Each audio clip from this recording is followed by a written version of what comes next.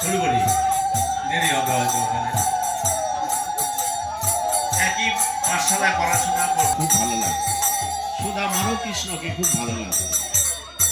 তা কৃষ্ণ একদিন সুদামাকে বলে যে সুদামা, তো চল না আমরা বন্ধুত্ব করি। বলো না, তোর সাথে আমি বন্ধুত্ব করব। কেন করবি না? তোকে তো আমার ভালো লাগে, তুইও তো আমাকে ভালোবাসিস, তো বন্ধুত্ব কেন করবি না? বলতে চায় না। শেষ পর্যন্ত বলল,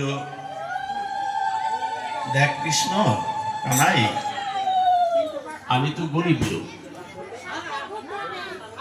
তুই হচ্ছিস রাজার ছেলে।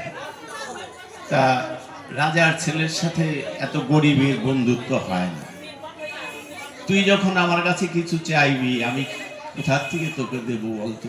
আমি তোর কাছে চাইলে তুই হয়তো দিয়ে দেবো, কিন্তু আমি তো তোর কাছে কিছু চাইতে পারবো না, চাইলেও দিতে পারবো না। তা কি করে বন্ধুত্ব হবে? তখন সুদামা বলল যে ঠিক আছে, একটা শর্ত যদি হয় যে তুই আমার কাছে কিছু চাইতে পারবি না, আমিও তোর কাছে কিছু চাইবো না, কোনোদিন কিছু চাইবো না, তবে বন্ধুত্ব হতে পারে। কৃষ্ণ বলল ঠিক আছে, আমি তোর কাছে কোনোদিন কিছু চাইবো না, তুইও আমার কাছে কিছু চাইবি না।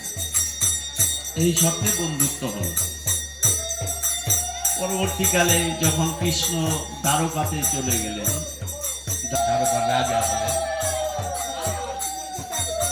তখন সুদামা বিয়ে করেছে, কয়েকটা সন্তানাদিও আছে।